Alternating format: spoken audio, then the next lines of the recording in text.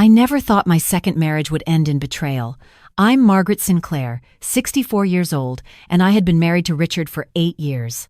After my first husband passed away from cancer 12 years ago, I spent 4 years grieving before I met Richard at a charity gala in La Jolla. He was charming, attentive, and seemed genuinely interested in building a life together. We married in 2016, and I thought I had found companionship for my golden years. My daughter Olivia was 36, living in Portland with her husband and 2 kids. She worked in tech and visited me every few months. It was during one of those visits, on a Sunday afternoon in September 2024, that everything changed. I was in my home office in Rancho Santa Fe, reviewing some investment statements. Richard had gone out, supposedly to play golf with his buddies at the Fairbanks Ranch Country Club. Olivia was staying in the guest house for the week, and she had been unusually quiet since she arrived 2 days earlier. She knocked on my door around 3 in the afternoon. When I looked up, her face was pale, and she was holding her phone with both hands like it contained something dangerous. "Mom, we need to talk. Right now." The tone of her voice made my stomach drop.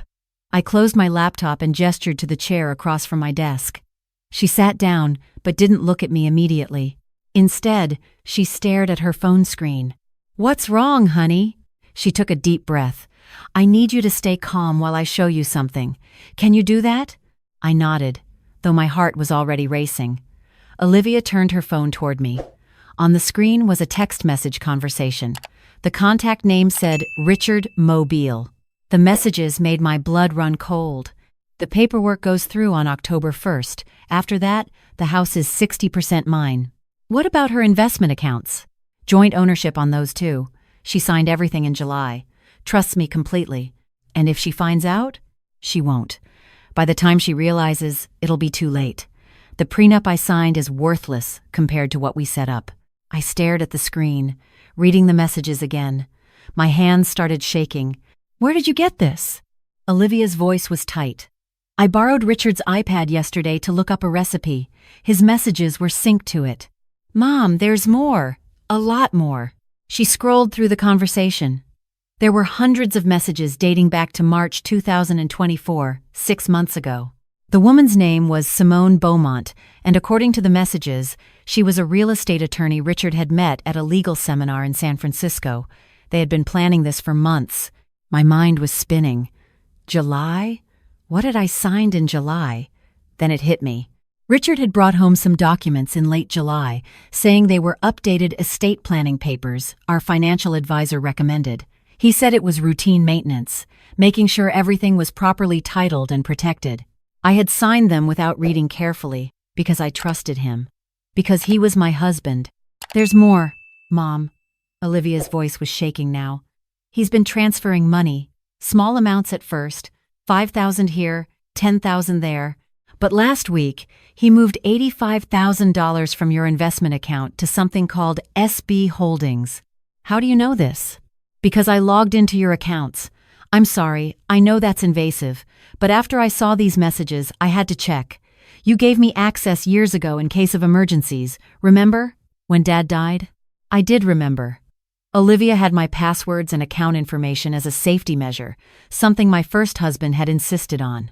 "Always have someone you trust with access," he used to say. "Just in case." I stood up and walked to the window. My beautiful garden stretched out below, the late afternoon sun casting golden light across the roses I had planted with my own hands. This house, this life, everything I had built, everything my first husband had left me, was being stolen from under me. "We need to call the police," Olivia said. "No." My voice was steady now, cold. "Not yet. If we involve the authorities now, he'll know we found out. I need to understand the full extent of this first. I need to know exactly what I'm dealing with."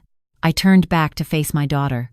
"Forward those messages to yourself and delete the forwarding history, then clear the iPad's recent activity. Can you do that?" Olivia nodded. "Already did." I took screenshots too, just in case. "Good girl." I sat back down at my desk and opened my laptop. "What time is Richard supposed to be home?"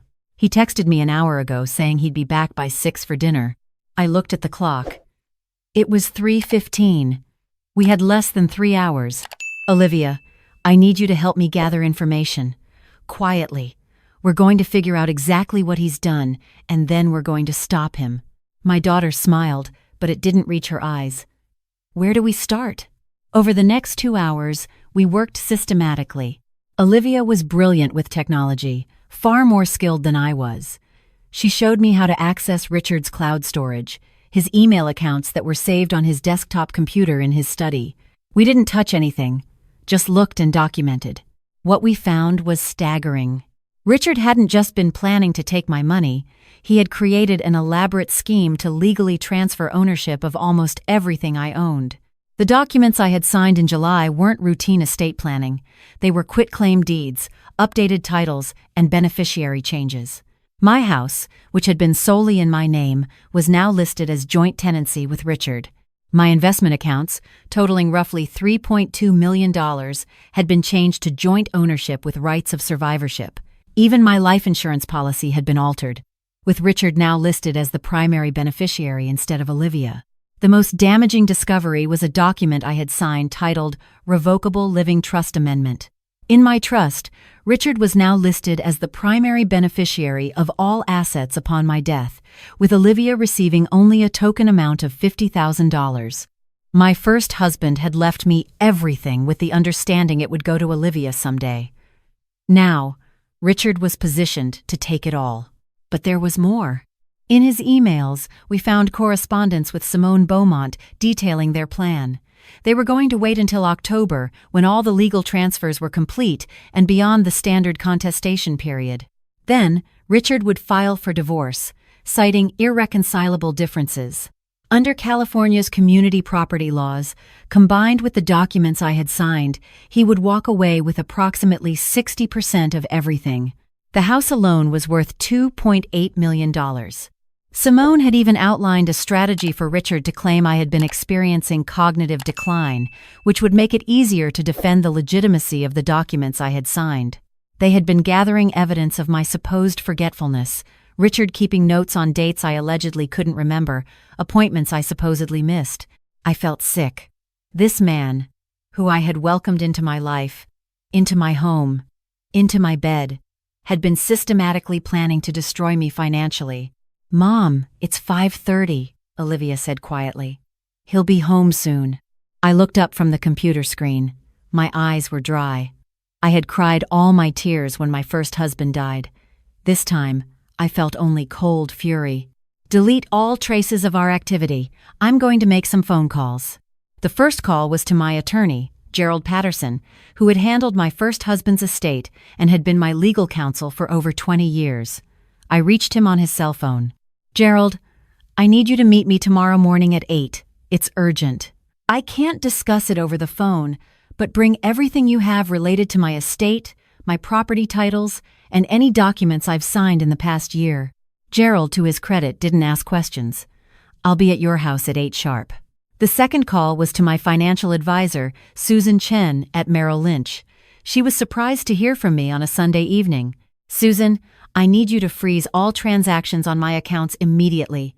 No transfers, no withdrawals, nothing moves without my in-person authorization with photo ID. Can you do that first thing tomorrow morning?" "Margaret, is everything okay?" "No, it's not, but it will be. Please, just do this for me. I'll explain everything when I see you Tuesday." "Consider it done. I'll put the freeze in place at 9 a.m.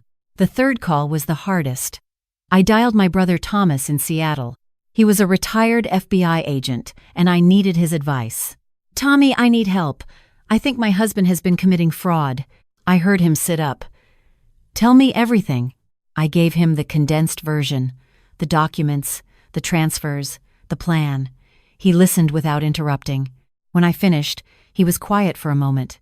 "Then, Meggie, you need to move fast. What he's done might be technically legal if you sign those documents voluntarily, even under false pretenses.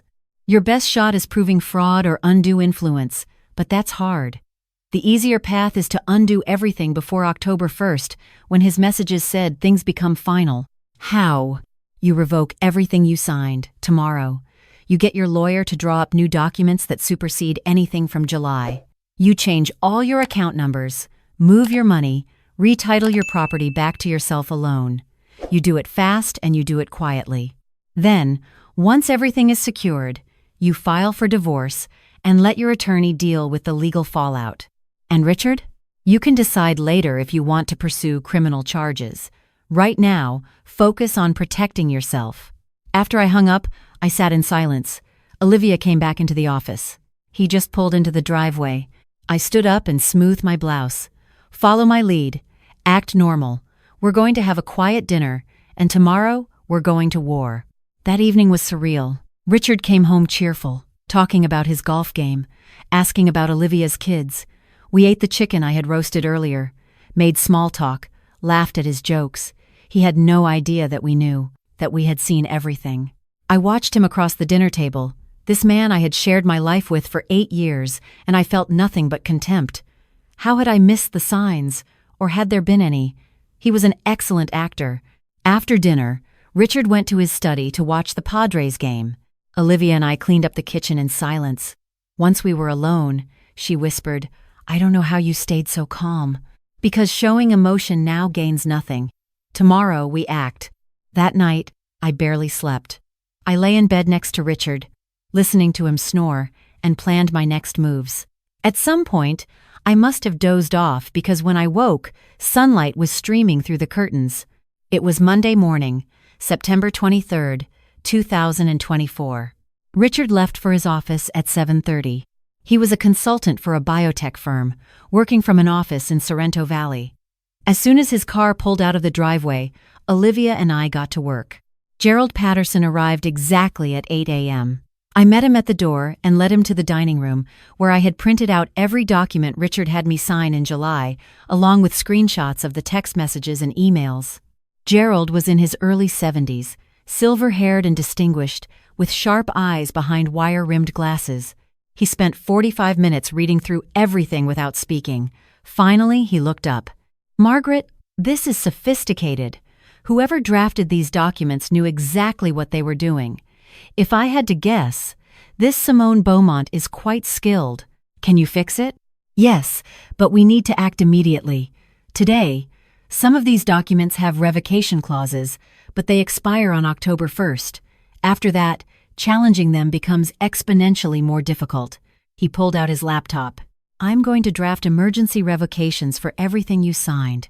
We'll need to get them notarized, recorded with the county by close of business today for the property deeds, and submitted to your financial institutions. It's going to be a long day. I don't care how long it takes. Just protect my assets." We worked through the morning. Gerald drafted document after document. A revocation of the trust amendment, a new quitclaim deed returning the house to my sole ownership, revocations of the beneficiary changes, and orders to my banks to reverse any joint ownership designations. By 11 a.m., we had a stack of papers 2 inches thick. "We need witnesses and a notary," Gerald said. "I've called my paralegal and another attorney from my firm. They're meeting us at the bank in 30 minutes. We'll notarize everything there, and then I'm personally driving these to the county recorder's office." At noon, Susan Chen called, "Margaret, the freeze is in place." I also did some digging.